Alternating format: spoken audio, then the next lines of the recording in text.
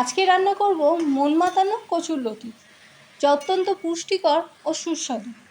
মাছ মাংসকেও হার মানাবে এই রেসিপি। নমস্কার বন্ধুরা, আমি পায়েল।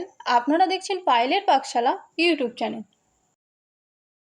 এই রান্নার জন্যে আমি এখানে 500 গ্রাম কচুরলতি নিয়েছি। ভালো মতন ছাড়িয়ে এইভাবে লম্বা করে টুকরো করে নিয়েছি। প্রথমে এগুলোকে সেদ্ধ করে নেব। কড়াইতে 1 লিটারের মতন জল দিয়ে তার মধ্যে সামান্য লবণ ও 1 চামচের মতন ভিনিগার দিয়ে দেবো। ভিনিগার দিলাম যাতে এটা গলায় না ধরে। ভিনিগারের বদলে আপনারা লেবুর রসও দিতে পারেন। জল ফুটে উঠলে এই কচুরলতিগুলো জলের মধ্যে দিয়ে দেবো সেদ্ধ করার জন্য। বেশি না, মাত্র 5 মিনিটের মতন ফোটালেই হবে। 5 মিনিটের মতন হয়ে গেছে। এবার এগুলোকে তুলে নিই। একটা ছিদ্রযুক্ত পাত্রে তুলে নেব, এর মধ্যে থাকা সম্পূর্ণ জল ঝরানোর জন্য। কচুরলতিগুলো তোলার পর এবার কড়াইতে বেশ কিছুটা সর্ষের তেল দিয়ে 3টে মাঝারি সাইজের পেঁয়াজ একদম কুচি কুচি করে কেটে প্রথমেই ভেজে নেব।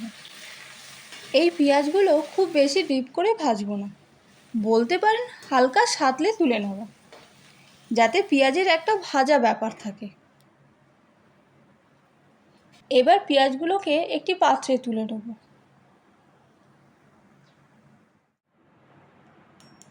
এবার এই পেঁয়াজ ভাজা তেলের মধ্যে দিয়ে দেবো রসুন কুচি। এখানে 10 থেকে 12 কোয়ার মতো রসুন আছে। এগুলোকেও পেঁয়াজের মতন হালকা সাঁতলেই তুলে নেব।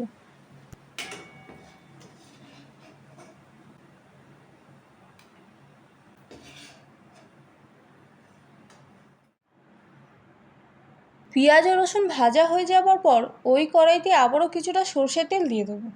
তারপর ফোড়নের জন্য দেবো 1/2 চামচ কালো জিরে, 2টো শুকনো লঙ্কা ও রসুন কুচি।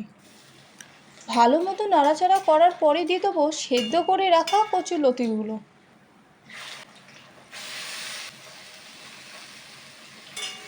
এবার এই কচুরলতিগুলোকেও ফোড়নের সাথে ভালো মতন মিশিয়ে নেব।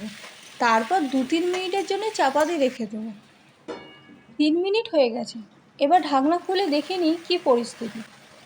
এবার একটু নাড়াচাড়া করে দিয়ে দেবো কিছু গুঁড়ো মশলা, যেমন 1 চামচ হলুদ গুঁড়ো, 1 চামচ জিরের গুঁড়ো, ঝালের জন্য 1 চামচ লাল লঙ্কার গুঁড়ো ও রঙের জন্য 1 চামচ কাশ্মীরি লঙ্কার গুঁড়ো। এবার এই মশলাগুলো কচুর সাথে ভালো মতন মিশিয়ে দিয়ে দেবো পরিমাণ মতন লবণ।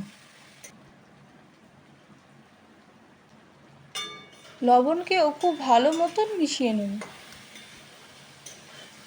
তারপর দিয়ে দেবো 3 চামচের মতন সর্ষের পেস্ট।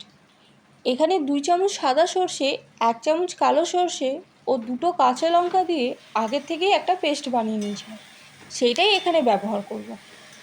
এবার এটাকে খুব ভালো মতন কষিয়ে নেব। এবার দিয়ে দেবো 1/2 চামচের মতো চিনি। তারপর দিয়ে দেবো প্রথমেই ভেজে রাখা সেই পেঁয়াজ ও রসুনগুলো।